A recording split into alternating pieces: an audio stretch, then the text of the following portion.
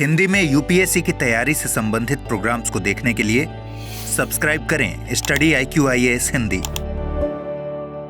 नमस्कार साथियों, मैं कुणाल आप सभी का study IQ-IAS Hindi YouTube channel पे स्वागत करता हूं। हमारी आज की क्लास में हम लोग फिर एक बार बात करने वाले हैं इजराइल हमास युद्ध की, क्योंकि इजराइल ने फिर दोबारा से हमला कर दिया है। हालांकि इजराइल का इस बार का हमला सिर्फ और सिर्फ हमास के खिलाफ ही नहीं है, बल्कि उसने हमला किया है हमास के साथ साथ सीरिया और लेबनान पर ही। अब ये हमला आने वाले समय में दुनिया को किस तरफ ले जाएगा और वेस्ट एशिया में अब आने वाले समय में हम लोग किस प्रकार के युद्ध की स्थिति का अनुभव करेंगे और ये दुनिया किस तरह से आने वाले समय में फिर दोबारा उथल पुथल से गुजरेगी, आइए इन तमाम पहलुओं पे हम लोग एक बार विस्तार से चर्चा कर लेते हैं। सबसे पहले हम लोग जानते हैं कि अभी फिलहाल एक्चुअल में हो क्या रहा है। तो देखिए, हमारी जो न्यूज़ है उसका कहना है कि Israel pounds Gaza, Syria, Lebanon over 200 dead in dead list strikes since ceasefire. तो देखिए, दरअसल भाई बीते दिनों हम लोगों ने ये बात तो अच्छे से पढ़ी थी कि भाई इजराइल और हमास दोनों ही अब सीज़ फायर पे सहमत हो गए हैं और 19 जनवरी के दिन इन दोनों ने सीज़ फायर पे सहमति जाहिर की थी। इसके बाद चीज़ें शुरू हो गई थी और 60 दिनों का सीज़ फायर यानी कि युद्ध विराम लागू हो गया था और ये युद्ध विराम 3 चरणों में पूरा किया जाना था। अब ऐसी स्थिति में अचानक से आज के दिन हम लोग देख रहे हैं कि सुबह सुबह ही ये खबर आई है कि भाई इजराइल ने हमला कर दिया और गाजा के साथ साथ सीरिया और लेबनान को भी इसमें शामिल कर लिया है। हालांकि इस पूरे के पूरे घटनाक्रम पे इजराइल ने अपना पूरे तरह से रुख साफ कर दिया है। इजराइल डिफेंस फोर्सेस ने भाई पूरी की पूरी इंफॉर्मेशन शेयर की है। साथ साथ इजराइल के प्रधानमंत्री बेंजामिन नेतन्याहू ने भी अपनी पूरी मंशा जाहिर की है और इस हमले के पीछे का कारण बताया है। हालांकि सीज़फायर के लागू होने के बाद सभी को ये महसूस हो रहा था कि अब परेशानियां नहीं रहेगी और जो युद्ध से ग्रस्त पूरा का पूरा मामला चल रहा था, अब हम लोग शांति का अनुभव कर पाएंगे। और जैसा कि चीज़ें चल भी रही थी, बंदियों की रिहाई के माध्यम से हमें पता चल रहा था कि ये दोनों ही देश युद्ध विराम को लेकर के तत्पर हैं और चीज़ों को पूरी तरह से सुलझा कर ही मानेंगे। लेकिन जिस प्रकार से आज की ये एयर स्ट्राइक की घटना हुई है, इस पर सीधे तौर पर इजराइल का ये कहना है कि भाई मेरे साथ में गाजा पट्टी यानी कि हमास सहयोग नहीं कर रहा है। मैं लगातार इनके सामने अपने प्रस्ताव रख रहा हूं और मेरे प्रस्तावों को लगातार अस्वीकार किया जा रहा था, जिसकी वजह से मैंने ये हमला किया है। और जो रीज़न बताए हैं उन रीज़न में सबसे खास रीज़न बताया गया है कि भाई हमास हमारे बंदियों की रिहाई पर असहमति जाहिर कर रहा था, इनकार कर रहा था, जिसकी वजह से हमें मजबूरन अब यहाँ पर हमला करना पड़ा। एक्चुअल में क्या हुआ था कि जिस समय इन लोगों ने सीज़ फायर पे सहमति जताई थी, तो उसके बाद पूरे का पूरा सीज़ फायर 3 अलग अलग चरणों में पूरा होना था। अब जैसे ही ये पहला चरण इन लोगों का शुरू हुआ, तो पहले चरण में हम देखते हैं कि फिलिस्तीन के लगभग 2000 बंदियों की रिहाई की गई और इसके बदले में इजराइल ने अपने 33 लोग वापस लिए। ठीक है, हालांकि इजराइल के पास फिलिस्तीन के ज़्यादा बंदी थे। अब क्या हुआ कि दूसरे चरण में इनको प्रवेश करना था। शुरुआत में जो पहला चरण था उसमें बस यही माना जा रहा था कि भाई ठीक है, जो लोग हैं उनको वापस से अब उनको अपने क्षेत्र में पुनर्स्थापित किया जाएगा। और उसी के साथ साथ हम लोग यहाँ पर यह भी देख रहे थे कि बंदियों की रिहाई की बातचीत भी लगातार चल रही थी कि भाई बंदियों को बड़े स्तर पर रिहा किया जाना है। अब इसी के तहत हम लोग देखते हैं कि दूसरे चरण के लिए जो बातचीत होनी थी, वो दूसरे चरण की बातचीत शुरू होनी थी 6 फरवरी से और 6 फरवरी से जो बातचीत होनी थी उस बातचीत के अंदर मुख्य मामला शामिल था स्थायी युद्ध विराम का। यानी कि पहले उन्होंने कहा था कि ठीक है, हम बंदियों की रिहाई वगैरह कर देंगे और जो लोग विस्थापित हुए थे उन्हें फिर दोबारा से राज्य में या उनका जो मुख्य स्थान है उस क्षेत्र में फिर दोबारा से उनको रहने के लिए सभी के सभी संभव कार्य किए जाएंगे। इसके साथ साथ दूसरे चरण के जो यहाँ पर सीज़ फायर को लागू किया जाना था उसकी बातचीत 6 फरवरी से शुरू होनी थी और वहीं इसी के साथ साथ जो दूसरे चरण का सीज़ फायर था वो 2 मार्च से लागू किया जाना था। हालांकि इजराइल इस पूरे के पूरे मामले पर अपना एक दूसरा रुख रखता था। इजराइल का यहाँ पर यह कहना था कि देखिए जी, जो पहले चरण का सीज़ फायर है, सबसे पहले तो आप उसको अप्रैल के मध्य तक बढ़ा लीजिए। ठीक है, मैं चाहता हूं कि थोड़ा सा उसकी जो डेडलाइन है उसको विस्तार किया जाए और अप्रैल के मध्य तक हम इस सीज़ फायर के पहले चरण को बढ़ाना चाहते हैं।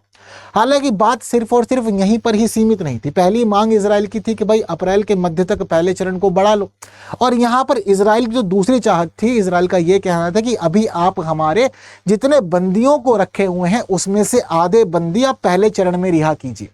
अब दरअसल यहाँ पर हमास का ये कहना था कि बंदियों की रिहाई अब जो भी होनी होगी वो दूसरे चरण में की जाएगी, लेकिन इजराइल का लगातार ये कहना था कि आप हमारे आधे बंदियों को छोड़िए।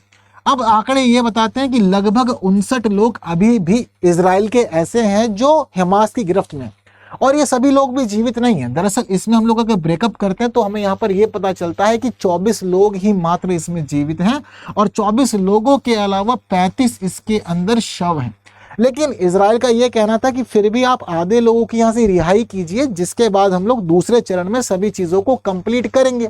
अब इन्हीं बातचीत के तहत हम लोग ये देख रहे थे कि भाई दूसरे चरण के लिए इनको डिस्कशन शुरू करना था और वो डिस्कशन 6 फरवरी से शुरू होना था, लेकिन इसमें इजराइल शामिल नहीं हुआ, इजराइल इससे दूर रहा। अब जब इजराइल इस पूरे के पूरे मामले से दूर रहा तो ये लग रहा था कहीं ऐसा ना हो जाए कि सीज फायर गड़बड़ा जाए और फिर दोबारा वेस्ट एशिया वाले क्षेत्र में उथल पुथल की स्थिति हमें देखने को मिले। तो चीज़ों से बचकर निकला जाए उतना बेहतर होगा। हालांकि जिस समय इजराइल अपनी मांगों को मनवाना चाहता था और सीज फायर के तहत कुछ संशोधन करवाना चाहता था, हमास ने उन्हें मानने से इनकार कर दिया। अब जब हमास ने मानने से इनकार किया तो ऐसी स्थिति में इजराइल ने हमास के लिए भोजन, दवाई, ईंधन, इन सभी के ऊपर रोक लगा दी। यानी कि जो गाजा पट्टी वाला क्षेत्र है, उस गाजा पट्टी वाले क्षेत्र में इजराइल जो भोजन, दवा और ईंधन की सप्लाई कर रहा था, इजराइल के द्वारा उसके ऊपर भी रोक लगा दी गई। और इजराइल लगातार यहाँ पर यह दबाव बनाने की कोशिश कर रहा था कि कैसे भी करके अब जो हमास है वो सीज फायर के तहत जो संशोधित मांगे हैं, जो नई मांगे हैं, उन मांगों को स्वीकार कर ले और मांगों को स्वीकार करते हुए सीज फायर को आगे बढ़ाया जाए। अब कुछ लोगों का यह कहना था कि भाई इजराइल हमास पर विश्वास नहीं दिखा रहा है और वो अपनी चीज़ों को पहले से ही पूरा करा लेना चाहता है। वहीं दूसरी तरफ हम लोग ये भी देखते हैं कि कुछ लोगों का ये मानना था कि भाई इजराइल पहले से ही ऐसी अटकलें बना रहा था जिसके तहत वो सीज फायर को तोड़ पाए। हालांकि अभी फिलहाल इजराइल ने हमला तो किया है गाजा पट्टी पर, सीरिया पर, लेबनान पर, लेकिन हमला किए जाने के बावजूद इजराइल ने सीज फायर की समाप्ति की घोषणा नहीं की है। उसने ये नहीं कहा है कि मैं सीज फायर को समाप्त कर रहा हूँ। उसका सिर्फ सीधे तौर पर यह कहना है कि जो हमला हो रहा है ये हमला मैं कर रहा हूं आतंकवादी संगठन के ठिकानों पर।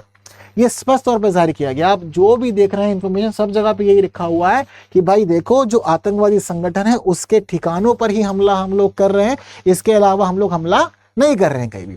तो जो हमला किया गया है गाजा पट्टी में हमास के लिए, उस हमले को यह कहा गया है कि जो हमास के आतंकवादी ठिकाने हैं उन ठिकानों के ऊपर हम लोगों ने ये हमला किया है, क्योंकि हमास हमारे बंदियों को रिहा करने से साफ तौर पे मना कर रहा है। तो हमारा जो हमला है वो आतंकवादी ठिकानों पर ही हमला है।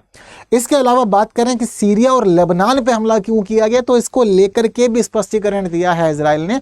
और सीरिया के अंदर जो हमले हुए हैं उसमें माना जा रहा है कि 10 लोग मारे गए हैं और 19 लोग घायल हुए हैं। अब सीरिया के ऊपर जो हमला किया गया है इजराइल के द्वारा, उस हमले के लिए इजराइल का ये कहना है कि भाई देखो जो ये पूरा का पूरा हमारा हमला है, ये हमला मुख्य रूप से संबंधित है असद की सेना से।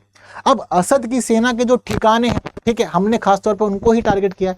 अब इसमें चाहे असद की सेना के कमांड सेंटर हो या फिर उसके हथियार स्थल हो या फिर उसके वाहन हो, तो हम लोगों ने यहाँ पर मेनली फोकस किया है असद की सेना के ठिकानों पर ही और उन्हीं को ही ध्वस्त करना हमारा यहाँ मुख्य टारगेट था। इसके अलावा और कोई हमारा मंशा या हमारी उद्देश्य यहाँ पर नहीं था। इसके अलावा अब लेबनान पर भी हमला किया गया। अब लेबनान में किसको टारगेट किया गया? बिल्कुल सही कह रहे हैं आप लोग, लेबनान के अंदर दरअसल हमले के पीछे का जो कारण बताया इजराइल ने, उसने कहा है कि देखिए हमने हमला किया है योहमोर पर, और योहमोर पर हमला करने का उद्देश्य है 2 हिजबुल्लाह के आतंकवादियों की समाप्ति, क्योंकि वो खास तौर पे इंफॉर्मेशन एजेंट के रूप में काम कर रहे थे और हमारे खिलाफ अभियान चलाने की कोशिश कर रहे थे और हमारे खिलाफ इंफॉर्मेशन निकाल रहे थे, जो चीज़ें हमें पसंद नहीं आ रही थी। तो यहाँ पर लेबनान के ऊपर हमले के पीछे का रीज़न हिजबुल्लाह के आतंकवादियों को मारना, सीरिया के ऊपर हमले के पीछे का रीज़न असद की सेना के कमांड सेंटर, हथियार और वाहनों को टारगेट करना, और जो गाजा पट्टी पे हमला हुआ उसमें हमास के द्वारा बंदियों की रिहाई पे साफ तौर पे इनकार कर देना। तो ये स्पष्ट तौर पे सभी चीज़ें जो है जाहिर है, और जिसके बाद हम लोग देख रहे हैं कि ये जो पूरा का पूरा क्षेत्र है फिर दोबारा उथल पुथल से गुजर रहा है। हालांकि इस हमले के किए जाने के बाद ऐसा भी नहीं है कि मामला सिर्फ और सिर्फ इसी हमले तक सीमित रहेगा। इसके पीछे का रीज़न ये है क्योंकि इजराइल की जो सरकार है, इजराइल की सरकार का साफ ये कह देना है कि देखिए जी ये अंतिम हमला नहीं है, ऐसे हमले अब लगातार जारी रहेंगे। इजराइल के पीएम बेंजामिन नेतन्याहू का साफ तौर पर कहना है कि भाई हम लोग कोऑपरेट कर रहे थे लेकिन हमास कोऑपरेट नहीं कर रहा है, अब ऐसी स्थिति में हम लोग इसको ख़त्म करके ही दम लेंगे, ख़त्म किए बिना दम नहीं लेंगे। तो ये सभी चीज़ें इसके तौर पर जाहिर कर दी गई कि भाई अब युद्ध तो है वो कंटिन्यू रहने वाला है, चीज़ें समाप्त नहीं होने वाली है। पिछली बार ये सारी की सारी स्थिति हम लोगों ने अनुभव की थी 7 अक्टूबर 2023 को। 7 अक्टूबर 2023 वो दिन था जब हमास ने गाजा पट्टी से हमला किया था इजराइल के ऊपर, जिसके बाद इजराइल ने युद्ध की घोषणा कर दी थी और ये युद्ध लंबा चला, इतना लंबा युद्ध चला कि इसमें गाजा पट्टी के 48,000 से ज़्यादा लोग मारे गए, 1,12,000 से ज़्यादा लोग इंजर्ड हुए, मरने वालों में बच्चों की संख्या बहुत ज़्यादा थी। लेकिन अब लग रहा था कि भाई युद्ध विराम के बाद मामला शांत होगा, लेकिन शांत होता हुआ नहीं दिख रहा है। हमले जो हैं वो जारी हैं। हालांकि इजराइल की जो प्रतिक्रिया है वो प्रतिक्रिया इतनी ही है कि बंदियों की रिहाई ना करने की वजह से हमला किया गया है और अभी हमले जारी रहेंगे, युद्ध हम लोग कंटिन्यू करेंगे और चीज़ों को रोकने वाले नहीं हैं। लेकिन इस पे जवाब में हमास ने भी अपनी प्रतिक्रिया दी है। हमास का खास साफ तौर पे यहाँ पर यह कहना है कि इजराइल का जो हमला है ये हमला साफ तौर पे पहले तो सीज फायर का उल्लंघन कर रहा है। सीज फायर के उल्लंघन के साथ साथ भाई अब हम लोग भी बैठने वाले नहीं है। और इजराइल का जो हमला हमारे ऊपर हुआ है, लगता है कि इजराइल को अपने बंदियों से प्रेम नहीं है, अब इजराइल अपने बंदियों को बलिदान कर देना चाहता है, जिसकी वजह से उसने ये हमला हमारे ऊपर किया है।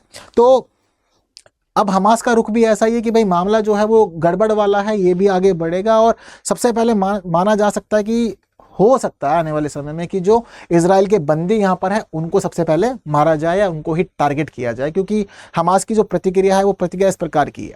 हालांकि जो ये मामला सामने आया है इजराइल की तरफ से कि भाई कोऑपरेट नहीं कर रहा था हमें हमास सीज फायर के लिए, तो सीज फायर वाले मामले पर भी हमास ने प्रतिक्रिया दी है और हमास का ये कहना है कि भाई देखो जो चीज़ें पहले फिक्स हुई थी हम उसको ही फॉलो कर रहे हैं। पहले चरण में जो फाइनल हुआ था हमने वो सारी चीज़ें कंप्लीट की। अब हम आगे का मामला दूसरे चरण का था और दूसरे चरण में हमारी ये डील थी कि भाई स्थायी युद्धबंदी की जाएगी, यानी कि स्थायी रूप से सीज फायर लागू किया जाएगा। स्थायी सीज फायर के अलावा जो बचे हुए अब बंदी हैं उन सभी की रिहाई भी दूसरे चरण में ही की जाएगी। इसके अलावा दूसरे चरण के जो युद्ध विराम का मामला था उसमें पूरी तरह से गाजा पट्टी से इजराइल के सैनिकों की वापसी का मामला भी शामिल था और वहीं हमास के सैनिकों की वापसी का मामला भी इसी में ही शामिल था। तो हमास का ये कहना है कि जो सभी चीज़ें होनी थी वो दूसरे चरण में होनी थी, लेकिन इजराइल दबाव बना रहा था कि भाई पहले चरण में ही चीज़ों को कंप्लीट करो, पहले चरण को अप्रैल के मध्य तक बढ़ाओ, जिन चीज़ों को स्वीकार नहीं किया गया था। तो सारे की सारी कहानी इस प्रकार से पलटी गई है। वो कह रहा है कि भाई जैसी चीज़ें पहले फाइनल हुई हम उसको फॉलो कर रहे हैं। इजराइल चीज़ों में संशोधन करना चाह रहा था, जिसके बाद चीज़ों को स्वीकार नहीं किया था हमास ने। तो कहानी जो है वो कुछ इस प्रकार की है। हालांकि इस पूरे के पूरे मामले में हम देखते हैं कि अमेरिका की मध्यस्थता थी, अमेरिका ने सभी चीज़ों में कोऑपरेट किया था। अब आने वाले समय में ये युद्ध किस तरफ जाएगा पता नहीं, लेकिन फिलहाल हमला जो है वो बड़े स्तर पर हुआ है और जो हमला खास तौर पर हम देख रहे हैं कि हमास के खिलाफ किया गया गाजा पट्टी में, उसमें पता चल रहा है कि भाई ये जो हमले हैं उसमें एक स्थान है, उसको कहा जा रहा है कि बुरे शरणार्थी वहाँ पर मौजूद थे। तो बुरे शरणार्थियों का जो शिविर है उस शिविर के आसपास हमला किया गया जिसमें कई लोग मरे हैं। इसके अलावा विस्थापित फिलिस्तीनियों का एक आश्रय स्कूल था, तो उनको आश्रय मिला हुआ था स्कूल के अंदर, उस पर भी हमला किया है। वहीं इसके अलावा दक्षिणी गाजा के अंदर ये भी देखने को मिल रहा है कि खान यूनिस नाम की जगह है जहां पर हमले के बाद 70 लोग मरे हैं। उत्तर गाजा के अंदर हमले में 20 लोग मरे हैं और ऐसे ही कई हमले अलग अलग जगह पर हुए हैं गाजा पट्टी में। और वहीं दूसरी तरफ ये भी सामने आया कि अधिकांश बच्चे मारे गए हैं इस हमले के अंदर। तो अब ये पूरा का पूरा मामला आगे किस तरफ जाएगा, क्या चीज़ें होंगी नहीं पता। हम लोग तो सोच रहे थे कि भाई अब इजराइल हमास का युद्ध खत्म हो चुका है, रशिया यूक्रेन वॉर भी जल्द समाप्ति की तरफ आगे बढ़ जाएगा, लेकिन चीज़ें फिर दोबारा से अब एक्सेलरेट हो रही हैं और मामला जो है वो गड़बड़ होता जा रहा है, जिसकी वजह से चीज़ें हम लोग देख रहे हैं कि अब दोबारा से पूरी वैश्विक उथल पुथल किससे गुजरेंगी और चीज़ें गड़बड़ाएंगी, उसका प्रभाव पूरी दुनिया पर पड़ेगा, दुनिया के सभी देशों पर पड़ेगा। ये सब कुछ हम लोग देखेंगे। तो बाकी आगे क्या रहेगा पता नहीं, लेकिन फिलहाल तो तनातनी जो पहले थी वो शुरू हो गई है। अब कौन बदला लेगा, कितने बड़े स्तर पर लेगा, चीज़ें आने वाले समय में क्या होगी पता नहीं। हालांकि गाजा पट्टी से हमास ने कह दिया कि भाई पूरी दुनिया के लोग समर्थन दें हमें, क्योंकि हमारी गलती नहीं है, सभी चीज़ें जो हैं वो इजराइल कर रहा है और इजराइल मर्जी से चीज़ें कराना चाहता है। तो बाकी आगे देखेंगे क्या होगा या क्या नहीं होगा, लेकिन इजराइल का अपना रुख साफ है और वहीं साथ साथ हम देख रहे हैं कि हमास ने भी अपना स्पष्टीकरण इसके ऊपर दे दिया। अब कहानी किस तरफ जाएगी ये हमें आगे देखने को मिलेगी। बाकी और इन्फॉर्मेशन के लिए स्टडी IQ प्लेटफॉर्म के अलावा आप लोग मुझसे जुड़ सकते हैं टेलीग्राम पर, इंस्टा पे, फेसबुक पे और एक्स पे, तो कहीं भी आप चाहे तो मुझसे कनेक्ट हो सकते हैं। बस आज की क्लास में इतनी ही बातें करेंगे क्योंकि अभी फिलहाल हमले जारी हैं, मरने वालों की संख्या लगातार बढ़ रही है। अब आगे चीज़ें क्या होंगी, कुछ नया आएगा तो बिल्कुल हम लोग अपने प्लेटफॉर्म पे डिस्कस करेंगे। लेकिन फिलहाल ये इन्फॉर्मेटिव सेशन आप लोग बाकी साथियों तक शेयर कर सकते हैं। जिन्होंने लाइक नहीं किया लाइक कर दीजिएगा, और इसी के साथ साथ ऐसे इन्फॉर्मेटिव वीडियो देखने के लिए बने रहिए हमारे YouTube channel study IQ IAS Hindi पर। बाकी की बातें होंगी आने वाले क्लासेस में कुछ और विषयों के साथ। तब तक के लिए दीजिए मुझे अलविदा। Thank you so much. जय हिंद। हिंदी में यूपीएससी की तैयारी से संबंधित प्रोग्राम्स को देखने के लिए सब्सक्राइब करें स्टडी IQ IAS हिंदी।